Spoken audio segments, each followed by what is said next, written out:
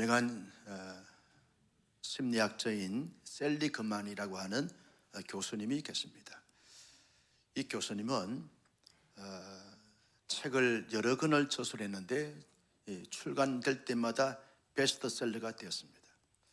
이번에 대표적인 책은 이 긍정심리학이라고 하는 아주 두꺼운 책이고, 또 하나는 진정한 행복이라고 하는 이 책들은 많은 사람들에게 읽혀져서 도움을 주고 영향을 끼치는 아주 귀한 책들입니다.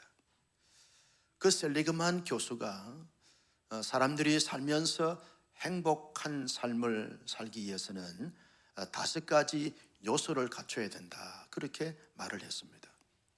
그 첫째가 뭐냐 하면 긍정 감정을 가져야 된다. 긍정 감성을 가져야 된다. 사람들이 마음이나 생각이나 느낌이나 삶 속에서 어떤 사물과 사건을 보고 대할 때마다 긍정적인 그런 마음과 자세를 가지고서 보고 대해야만 행복할 수 있다. 여러분, 사람들이 어떤 사건과 사물을 보고 대할 때 어떤 사람들은 긍정적으로 보고 대하기도 하고, 어떤 사람들은 아주 비판적으로 부정적으로 보고 대하기도 하는 것을 보게 되었습니다. 누가 더 행복하냐?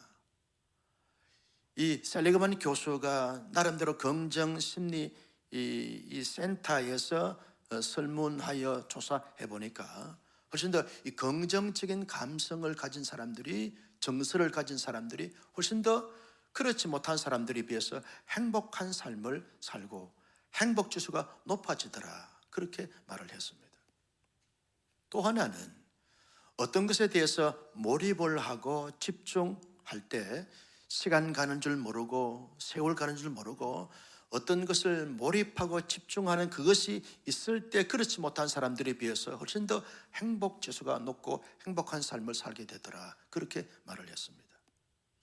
부정적이거나 사회에서 제약시하는 것에 몰입하고 집중하는 것이 아니라 건설적이고 건강하고 창조적이고 창의적인 그것에 몰입하고 집중하는, 그 가운데 시간 가는 줄 모르고 정신없이 계속 집중할 수 있는 그 무언가가 있을 때 그 사람이 훨씬 더 행복한 삶을 살게 되더라, 그렇게 말을 했습니다. 세 번째, 이 셀리그만 교수가 말하기를 사람들이 관계를 가질 때 보다 나은 온화한 관계를 가지면서 살아가는 자가 훨씬 더 행복하더라, 그렇게 말을 했습니다. 여러분, 행복의 조건이란 책을 얼마 전에 이렇게 소개를 한 적이 있었는데, 그 책에서도 이 관계에 대해서 아주 강조했는데, 이 셀리그만 교수도 관계를 원활하게 가진 사람들이 불편한 관계를 가진 사람들에 비해서 훨씬 더 행복하더라, 그렇게 말을 했습니다. 여러분, 사람들이 살면서 사람들과 관계를 가질 수밖에 없는 거죠. 가족 간의 관계, 친구 간의 관계, 교우 간의 관계, 지인들 간의 관계망을 가지면서 살아가게 되는데, 여러분, 나도 부족하고 그도 부족한데 살다 보면 때때로 불편한 관계가 종종 있을 수 있다는 거예요. 부부 간의 관계도 불편할 수 있다는 거예요. 여러분들의 부부는 전혀 불편하지 않는 것처럼 지금 표정을 짓는데, 여러분 들어가 보면 불편할 수 있어요. 그렇죠? 아멘은 하지 마시고 고개만 끄덕였어요. 그런데 그 관계망에 있어서 온화한 관계, 아주 화목의 관계, 합평의 관계를 가진 사람들이 훨씬 더 행복한 삶을 살게 된다는 것입니다. 네 번째는 보다 의미 있고 가치 있는 삶을 살아가는 사람들이, 거기에 투자하고 거기에 섬기고 거기에 사역하는 사람들이 훨씬 더 행복한 삶을 살게 되더라는 거예요. 자기만을 위해서 자기의 지위나 명예나 욕심이나 재물에 어떤 그 집중하는 이런 삶을 살아가는 사람들에 비해서 나름대로 사회에 기여를 하고 봉사를 하고 그리고 섬기고 나누고 베푸는 이런 삶에 있어서 그렇게 가치를 두면서 살아가는 사람들이 훨씬 더 행복하고 누리게 되어지는 삶의 모습을 가지게 되더라는 것입니다.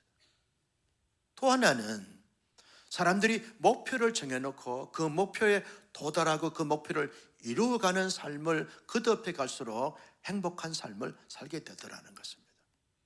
그래서 많은 사람들이 목표가 없이, 계획이 없이 살지 말고 나름대로 계획을, 시간에 대해서, 물질에 대해서, 어떤 독소에 대해서, 어떤 관계에 대해서, 취미에 대해서 어떤 목표를 정해놓고 그 목표를 하나씩 이루어 가다 보면 거기에서 성취감을 통해서 오는 행복은 이루 말할 수가 없게 되어진다는 거죠.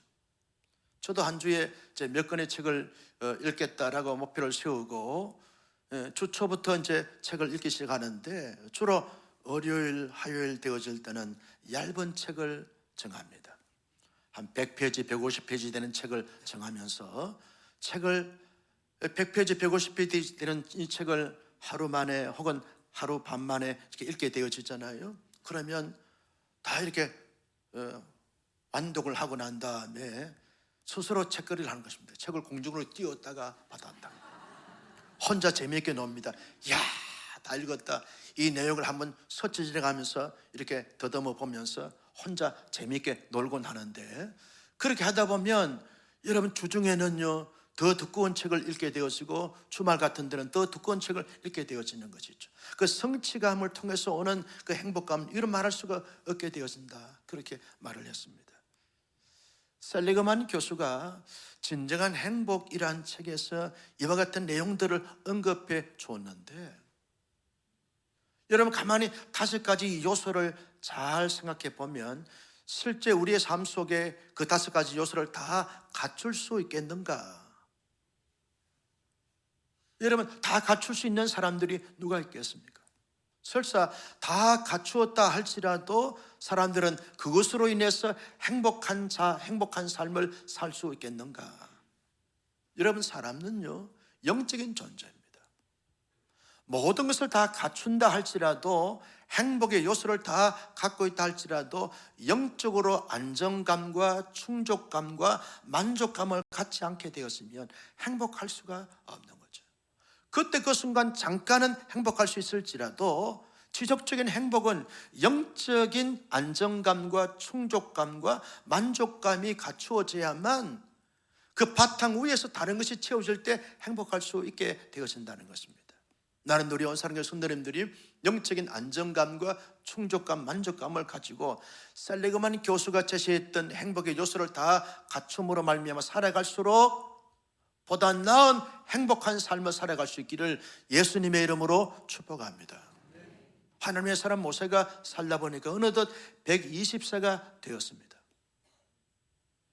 이제 자기가 하나님 앞에 부름받을 날이 얼마 남지 않았다는 사실을 깨닫게 되고 느끼게 되어졌어요.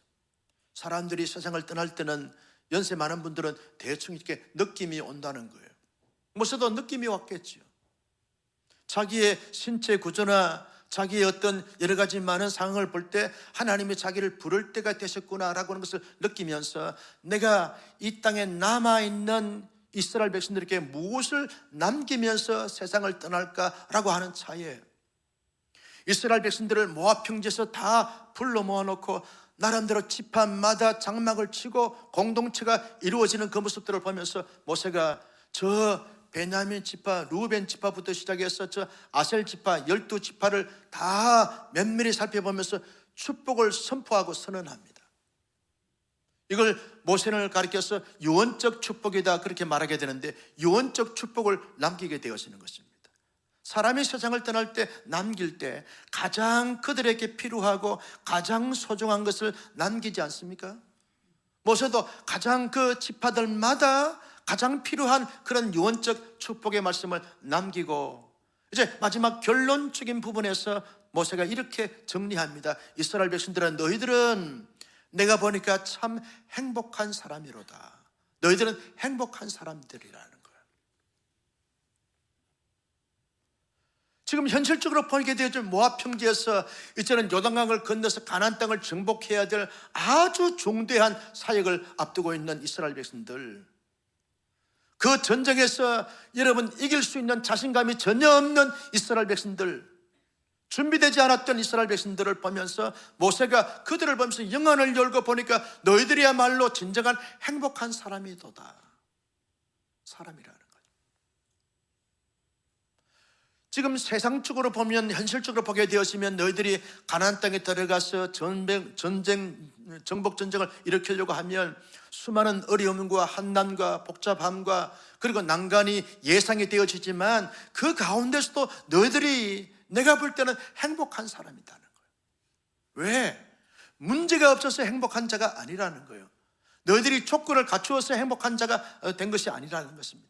너희들이 건강해서, 너희들이 부유해서, 너희들이 수가 많아서 전쟁에서 능히 승리할 수 있는 모든 최첨단 무기를 갖추었기 때문에 행복한 자가 된 것이 아니라, 너희들이 행복한 것은 하나님의 사람이기 때문에 너희들이야말로 행복한 사람이라는 거예요. 하나님의 놀라운 역사와 은혜와 은총과 긍휼과 자비를 입은 자들이기 때문에 행복한 사람들이라는 거예요.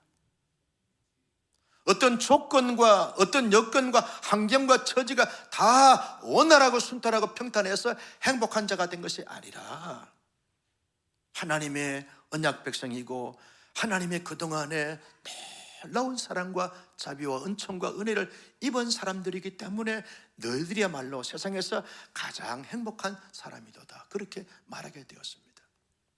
여러분, 이스라엘 백성들이 무엇을 하나님께로부터 던 입었기 때문에 행복한 자가 된 것입니까? 어떤 하나님의 도움을 받았기 때문에 그들이 행복한 자가 되는 것입니까? 먼저 29절 말씀을 같이 보실까요? 시작. 이스라엘이여 너는 행복한 사람이로다. 여호와의 구원을 너같이 얻은 백성이 누구냐? 자, 여호와의 구원을 너희들처럼 얻은 백성들이 세상 천지에 어디 있느냐, 이 말 아닙니까? 이스라엘 백성들이 지금 어떤 사람들이었습니까? 애굽에서 430년 동안 종살이 했던 백성들 아닙니까? 노예 근성으로 찌들었던 사람들이고 패배의식에 사로잡혔던 사람들이 이스라엘 백성들의 여러분 모습 아니겠습니까?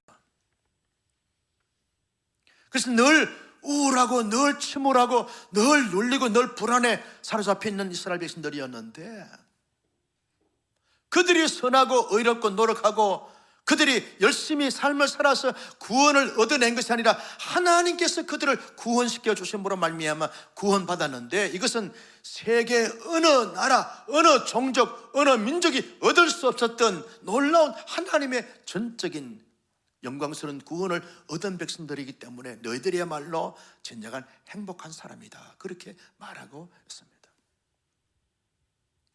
여러분, 이스라엘 백성들이 모세의 이 유언적 말씀을 듣고 어떤 느낌이었을까요? 아, 그렇구나. 우리가 지난 강야 40년 동안 살아오면서 너무너무 힘들고 어렵고 고통스러워서 불행한 자라고 생각했는데, 가나안 땅을 정복 전쟁을 해야 되는데 요단강을 건너고 여리고성을 점령하고 아이성을 전투를 치러서 차지하고 동서남북을 다 차지하려고 하면 어떻게 할 것인가 막막하고 답답했는데, 현실을 보게 되면 불안하고 불행할 수밖에 없는 자들이지만 하나님께서 과거에 구원해 주신 구원의 역사를 생각하니까 아, 그렇구나, 행복한 사람이구나 하는 것을 느끼지 않았겠습니까? 이스라엘 백성들이 하나님의 어떤 역사와 은혜와 긍휼과 은총을 입은 것입니까? 여러분, 26절 말씀을 다 같이 보실까요? 시작. 여스로니야 하나님 같이 그가 너를 도우시려고 하늘을 타고 궁창에서 위엄을 나타냈습니다. 여러분, 모세가 이 신학적인 표현으로 하나님께서 하늘을 타고 이스라엘 백성들에게 나타나셔서 도와주셨다는 거예요. 제가 이 26절 말씀을 읽고 한 주 내내 묵상하면서 가슴이 뛰었어요. 그렇구나, 하나님께서 하늘에서 이스라엘 백성들을 도우시려고 하늘을 타고 내려오셨구나. 하늘에서 만나를 내리시고 메추라기를 내리시고 하늘에서 구름 기둥으로 하나님께서 불기둥으로 찾아오셔서 이스라엘 백성들을 보호하시고 지켜주셨구나.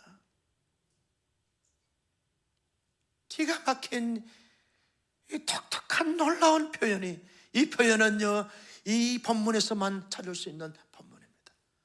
하나님께서 하늘을 타고 내려오셨다는 거예요. 왜? 이스라엘 백성들을 도우시려고, 함께 하시려고, 그들을 세우시려고, 그들을 붙잡아 주시려고 하늘을 타고 내려오셨다는 거예요. 그뿐이 아닙니다. 여러분 27절 말씀을 같이 보실까요? 시작. 영원하신 하나님이 내 처소가 되시니 그의 영원한 팔이 내 아래에 있도다. 그가 내 앞에서 대적을 쫓으시며 멸하라 하셨도다. 영원하신 하나님이 처소가 되는 거예요. 하나님의 안식처가 되신다는 거예요. 그 안식처를 어떻게 표현하는가 하면 하나님께서 이스라엘 백성들 밑에다가 하나님께서 손을 넣으셔서 그들을 안아주셨다는 거예요. 여러분 그거 아십니까? 우리 교회 본당이 하나님의 안아주신 형상으로 본당에 되어 있다는 것을 아시기나 하세요? 하나님이 안아주시고 품어주셨다는 거예요. 여러분 아가들이요 엄마의 품에 안깁니다. 엄마의 품에 다 안길 때 가장 행복한 미소를 지으면서 해맑은 표정을 짓고 엄마의 눈을 마주치게 되었습니다. 심리적으로, 아동 심리적으로 가장 아이들이 안정될 때가 언제냐 하면 엄마의 품에 안길 때, 엄마의 눈과 아가의 눈이 마주칠 때, 그때가 가장 안정감을 가지게 되어진다는 거예요.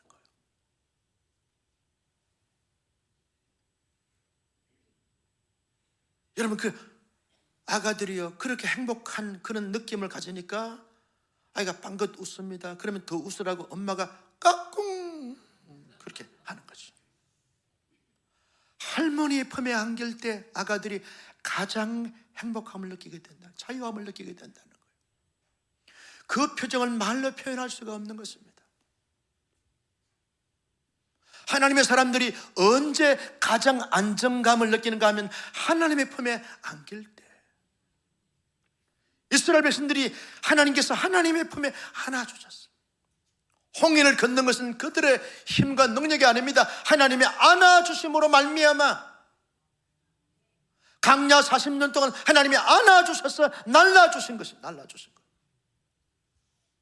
여러분 신명기 말씀을 설교하신 그 오카나 목사님이 안아주심이라고 하는 책을 이렇게 저술을 해서 우리 저자훈련의 필독서가 돼가지고 저자훈련 때 안아주심이라는 책을 읽으면서 많은 성도들이 이루함을 받고 행복감을 가지게 된 것을 경험하게 됩니다. 하나님께서 이스라엘 백성을 안아주셨다는 거예요.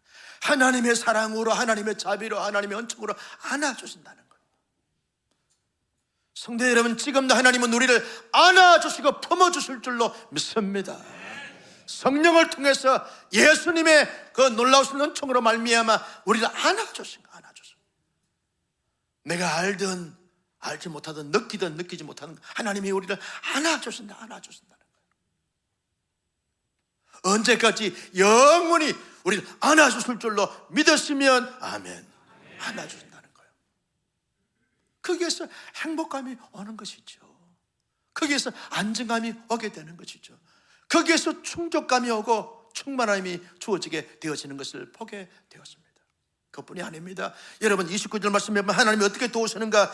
그는 너를 돕는 무엇이라? 방패시라. 방패시라. 수많은 아말렉 적군들이 빗발치는 화살들을 다 누가 막았습니까? 여호수아 군대가 막지 않았습니다. 하나님이 막아주신 거예요. 이스라엘 백성들이 다치지 않도록 이스라엘 백성들 앞에서 화살들이 다 떨어지고 꽂히게 되었습니다. 하나님이 막아주신 거예요. 하나님의 방패로, 견고한 방패로, 능력의 방패로, 위대한 방패로 하나님이 막아주셔서 이스라엘 백성들이 안전을 지킬 수 있게 된다. 그래서 이스라엘 백성들아, 그거 아냐? 하나님이 너희들을 도우시려고 하늘을 타고 내려오셨고 하나님이 너희들의 처소가 되시는데 안아주심으로 말미암아 너희들을 품어주신 것을 기억하냐? 하나님이 너희들의 방패가 되셔서 다 막아주신 것을 기억하냐? 그러므로 너희들이야말로 행복한 사람이로다. 이걸 말씀하고 있는 것입니다. 또 하나는요, 29절 말씀을 다 같이 한번 읽습니다. 시작. 이스라엘이여 너는 행복한 사람이로다. 여호와의 구원이 너같이 얻을 백성이 누구냐? 그는 너를 돕는 방패시여 내 영광의 칼이로다. 내 대적이 내게 복종하리니 내가 그들의 높은 곳을 밟으리로다. 하나님이 이스라엘 백성들의 영광의 칼이 되는 거예요. 왕이 가진 칼은 진검이라 그래요. 하나님의 영광의 칼이 나타나셔서 이스라엘의 모든 대지를 다 물리치게 되어진다는 거예요. 이 말은요, 정차 가나안 땅에 들어가서 가나안 정복 전쟁을 치룰 때 가나안에 있는 이 7 족속들이 철병거로 철칼로 무장돼서 너희들을 휘두를 때마다 하나님의 영광의 칼이 다 나타나서 다 끊고 차단시키고 물리치면서 너희의 대적을 다 멸하게 됨으로 말미암아 너희들은 그 대적들을 다 짓밟아 발로 밟고 일어서게 된다. 이 말의 의미가 뭡니까? 하나님이 너희들에게 승리케 해주신다. 애굽에서 바로에서 승리케 했던 하나님이, 광야 40년에서 승리케 했던 하나님이, 장차 가나안 땅에 들어가셔도 하나님이 당당히 넉넉히 너끈히 너희들에게 승리의 칼을 줄 테니까 아무 염려하지 말고 너희들이 널 인식할 때마다 나는 행복한 사람이로다. 이 고백을 고백하면서 행복한 삶을 위하여 일어나는 백성들이 되라. 이것을 지금 모세가 유언적 축복으로 말씀하고 있는 것을 보게 되었습니다. 여러분, 행복이라는 단어가 아사르라고 하는 단어입니다. 행복한 이런 것은 아슈케라고 하는, 아슈네라고 하는 이 단어인데, 이 아슈네가 여러분 어디서 나오는가 하면 아사르라고 하는 단어에서 나왔어요. 아사르라고 하는 이 단어의 뜻이 뭐냐 하면 들어가다, 들어가다, 곧게 걷다, 하나님의 영광의 보좌 앞에 당당히 들어가서 그 하나님이 주시는 은총의 날개 아래서 품어지면서 하나님께서 주시는 모든 복을 받아 누리는 그 상태를 가리켜서 아사르라고, 그렇게 아사르라고 하는 단어를 사용하게 되었습니다. 행복이 뭐냐라고 말하면 우리의 감정 상태를 말합니다. 우리의 감정 상태가 어떤 마음속에 평강과 자유와 기쁨과 희락과 그 즐거움이 내 마음속에, 내 내면에 가득히 차고 넘치는 이런 어떤 감정의 상태를 가진 사람들을 보면서 아, 행복한 사람이다, 그렇게 말하게 되었습니다. 우리의 마음에서 참된 자유와 평강과 기쁨과 그 즐거움과 행복감이 있게 되었으면 표정에서 드러나게 되어지는 것이죠. 우리의 감정 상태가 아주 자유롭고 평강하고 기쁨이 넘치게 되었으면 우리의 표정 자체에서 기쁨이 넘치게 되어지면서 빛이 나오게 됩니다. 이걸 가지고 행복한 사람이다, 행복한 상태에 있는 사람이다 라고 그렇게 말하게 되어지는 것입니다. 또 하나는 안정감을 갖는 것, 영적인 안정감을 갖고, 그리고 사회적으로 안정감을 갖고, 생활에 있어서 안정감을 갖고 살아가는 사람들을 가리켜서 행복한 자다, 그렇게 말하게 되었습니다.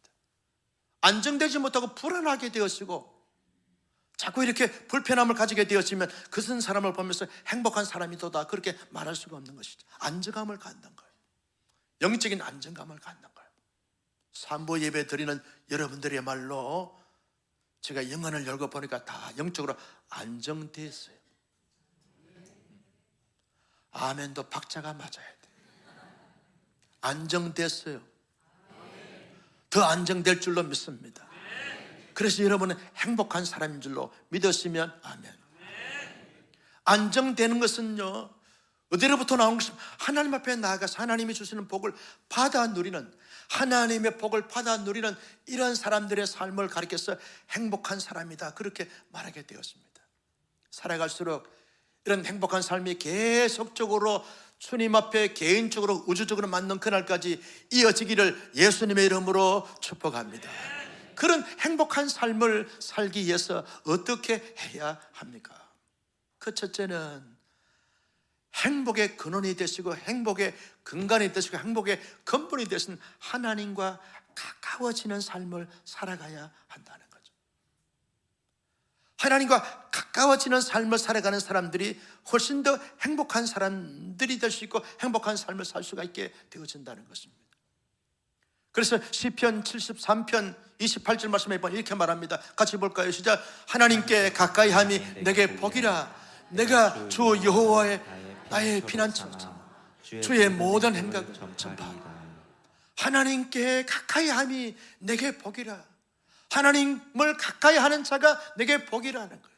여러분, 이스라엘 백성들이 하나님의 언약 백성으로서 누구하고 가까워져야 됩니까? 하나님과 가까워져야 되는 것이죠.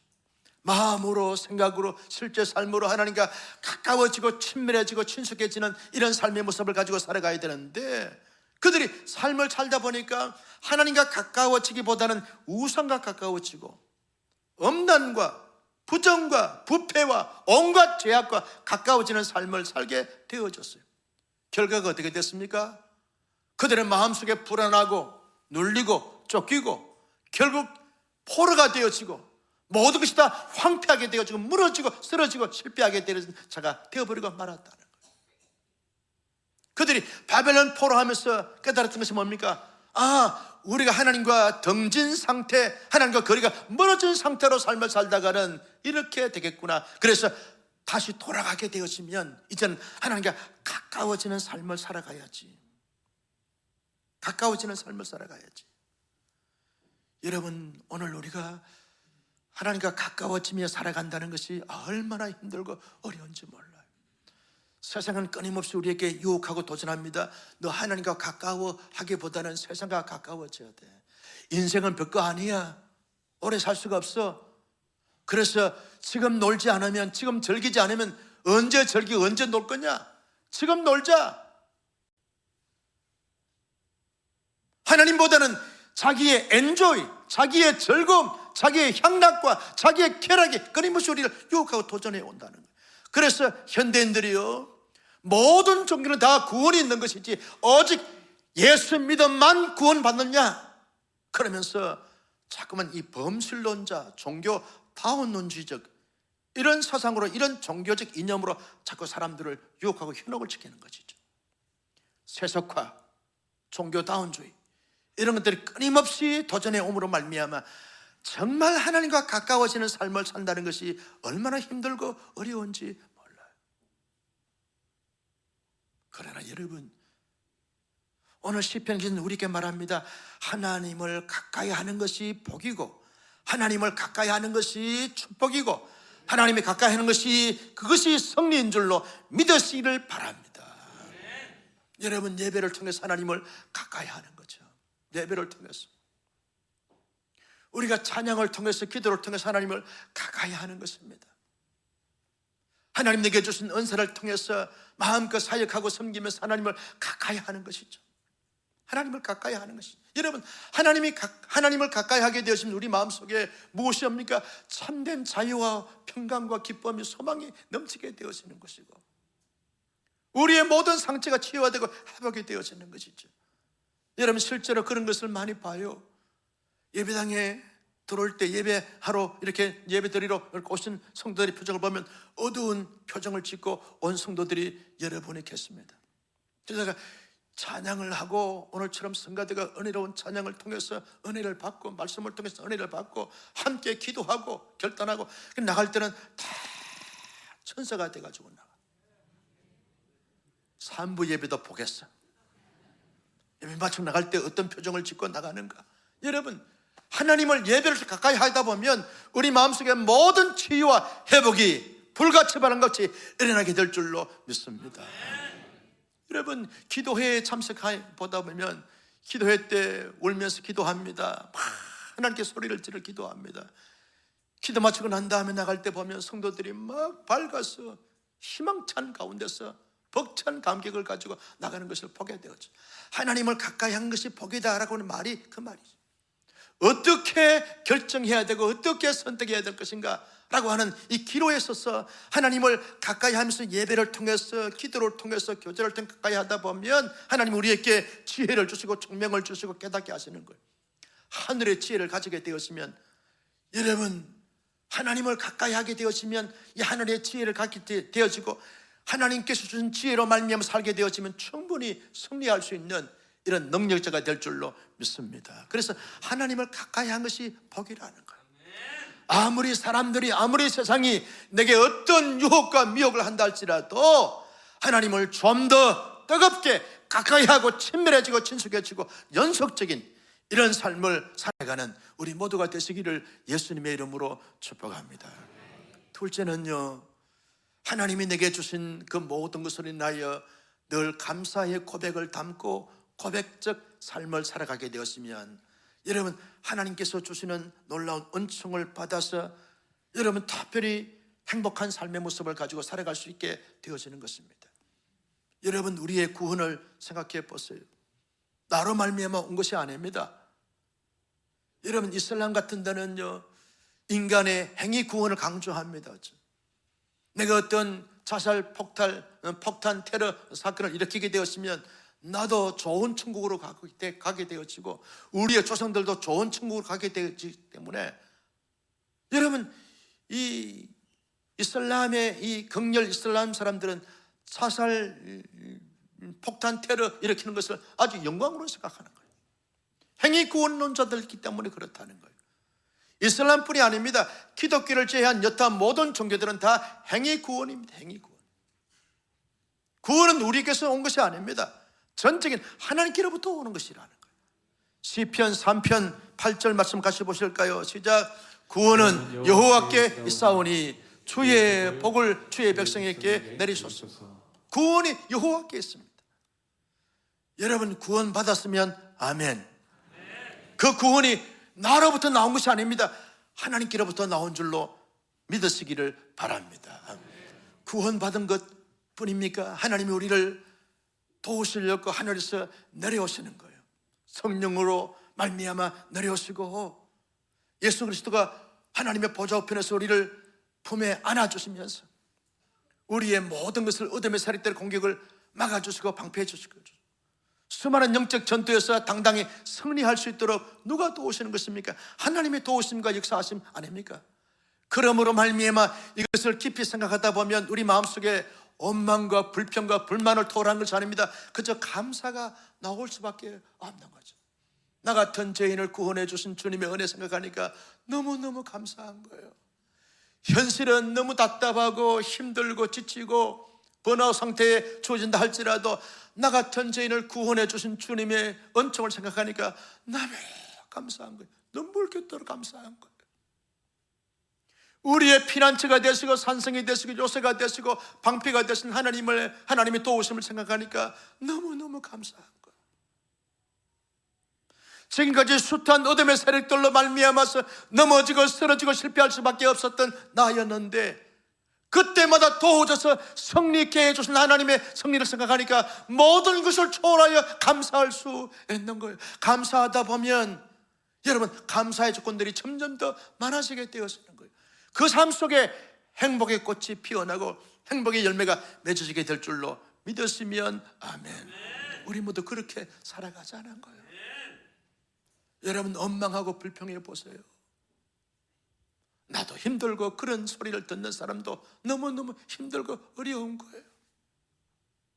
감사하다 보면 나도 좋고 상대방도 좋고 공동체 전도 다 좋게 되어지는 거예요.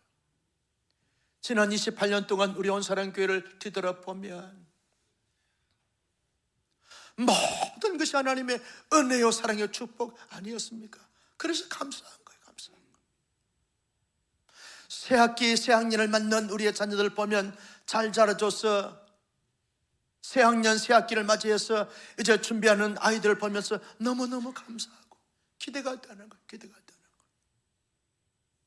범사에 늘 느낄 때마다, 고백할 때마다, 살아갈 때마다 감사의 마음과 심장, 감사의 고백, 감사의 표정, 감사의 삶, 감사의 생활이 되어짐으로 말미암아 또 다른 하나님의 행복한 삶을 살아가는 우리 모두가 되시기를 예수님의 이름으로 축복합니다.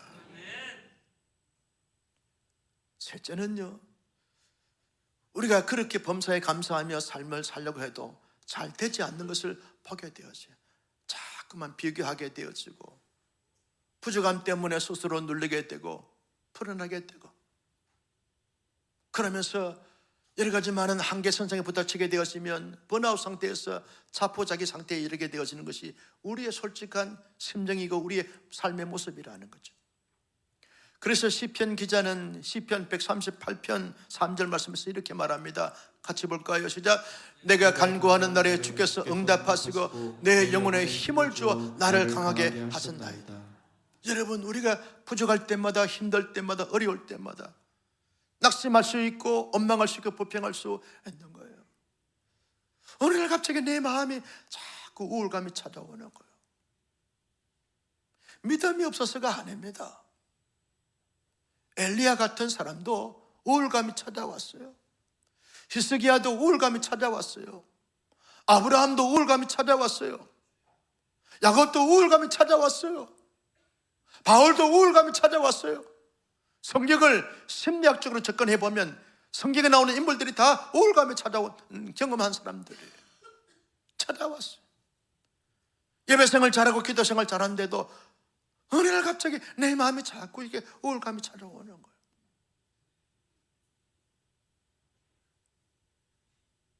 우리 교회 집사님 한 분이 건강했는데 몸이 좀 이게 좋지 않아서 가보니까 암이 많이 온몸에 전이가 됐어요. 이런 질병으로 말미암아서 힘들 수 있고 어려울 수 있습니다. 경제적으로 말미암아 힘들고 어려울 수 있어요. 그렇게 좋은 인간관계가 어떤 계기로 인해서 30년, 40년, 10년, 15년 이 정도로 아주 불편한 관계에 아주 의를 단절하는 어쩌는 이런 관계가 있을 수 있다는 거예요. 부족한 사람들이기 때문에. 그래서 그럴 때마다 하나님의 사람들이 자기도 부족한 것을 깨닫고 상대방도 부족한 것을 깨닫고 난 다음에 무엇을 해야 되는가? 시편 138편 3절에 있는 말씀처럼 하나님 앞에 간절히 구하는 거예요. 하나님 도와주십시오. 도와주십시오. 다시 한번 본문을 볼까요? 다시 한번 시편 말씀을 같이 시작. 내가 간구하는 날에 주께서 응답하시고 내 영혼에 힘을 주어 나를 강하게 하신다이다. 힘들 때마다, 어려울 때마다, 포기하고 싶은 충동이 일어날 때마다 거기에 사로잡힌 것이 아니라 그때마다 주 앞에 간구하는 거예요. 간구. 주님 도와주십시오. 내 마음에 강하고 담대함을 허락해 주시고 평강과 자유와 기쁨이 샘솟듯 솟아나게 하여 주시옵소서. 내 육체의 질병을 고쳐주시고 치료하여 주시고 회복시켜 주시옵소서. 히스기야의 기적을 나에게도 허락해 주시고 다윗의 기적을 나에게도 허락해 주시고, 여러분, 병든 자를 위해서 기도하면 하나님이 반드시 구원해 주신다고 약속했사오니 내 병을 고쳐 주시옵소서. 기도하는 거죠. 2부 예배 마치고 암 진단을 받은 우리 주사님을 부둥켜 안고 얼마나 기도하면서 울었는지 몰라요. 하나님이 이 집사 살려주셔야 됩니다. 치료해 주셔야 됩니다. 징조가 있었냐? 목사님이 징조가 거의 없었는데 몇 개월 전부터 몸이 안 좋더니 이렇게 진단이 나왔습니다. 기도하는 거죠. 우리가 할 수 있는 것이 별반 없어요. 기도하는 거죠. 30년 동안 형과 동생과 어절해서 남남처럼 지내다가 어떤 계기로 인해서 하이를 하는데 잘 되지 않나요? 그럴 때마다 기도하는 거죠. 하나님, 에서의 마음을 녹여주신 하나님께서 상대방의 마음을 녹여주셨어요. 하이가 되어지고 화목이 되어지고 화평이 일어나게 하여 주시옵소서.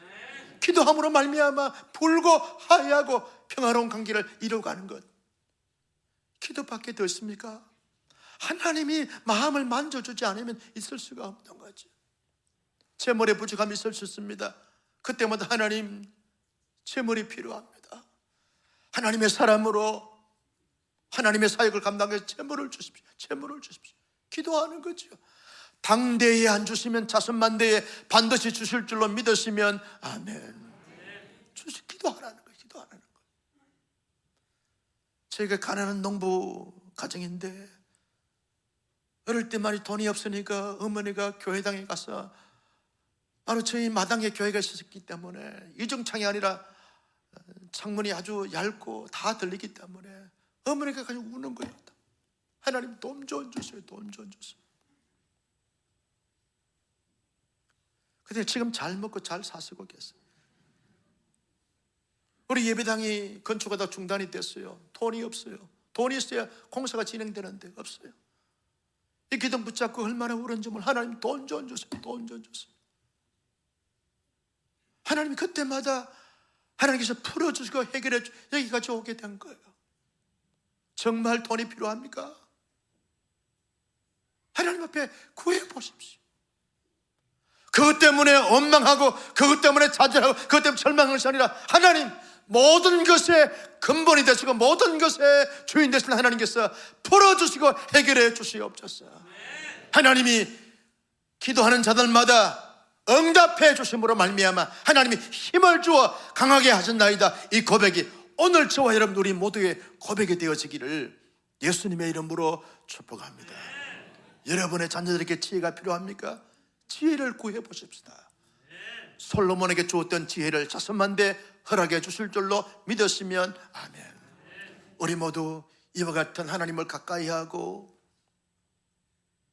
하나님의 역사로 인해서 받았던 것을 감사하게 생각하고 고백하고 하나님께 도움을 구함으로 말미암아 도움받아 날마다 때마다 행복한 삶을 살아가기 위해서 일어나는 온사랑교회 모든 교우들이 되시기를 예수님의 이름으로 축복합니다.